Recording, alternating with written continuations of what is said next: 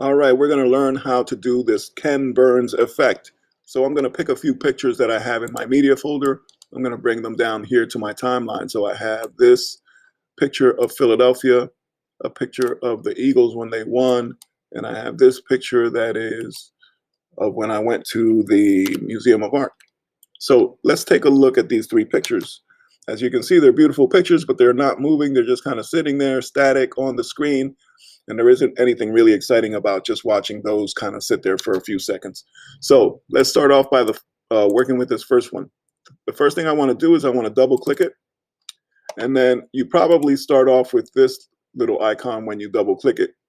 There's a number of different menus up here.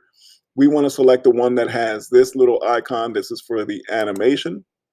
It's going to give you a starting point. It's going to give you an ending point. So here's the starting point. Let me start it right there the way it is. I think that that looks pretty good just to start with. And what I want to do is change the ending point.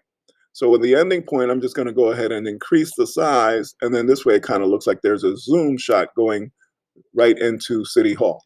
And then I can play it right here just to see what it actually looks like.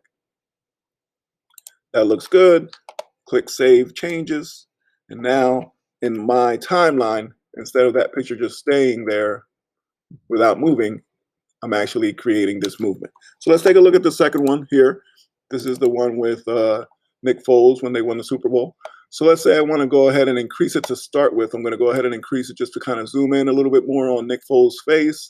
And I can even come over here and kind of move it over so I can really kind of zoom in on Nick Foles, his face expression. So I'm kind of more on him in the beginning. And then I'm going to go to the end point. And in the end point, I'm going to zoom in again, but this time I want to zoom into the actual trophy.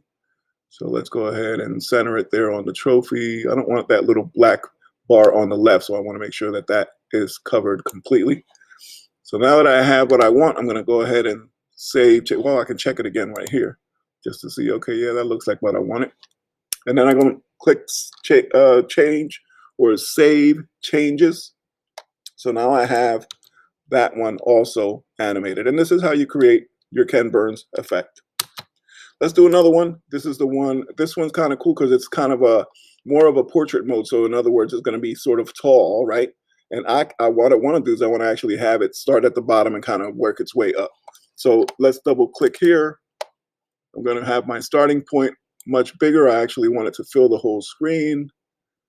And then I'm going to start it at the bottom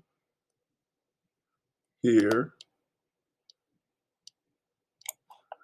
That looks good. And then I'm going to go to the end point. And again, I'm going to make sure that that's big enough so it fills the whole screen. And this time I'm going to finish up on the face of this particular statue right here. All right, so let's play that. Cool, that's exactly what I'm looking for. And save changes. And that's it. That's how you do this Ken Burns effect.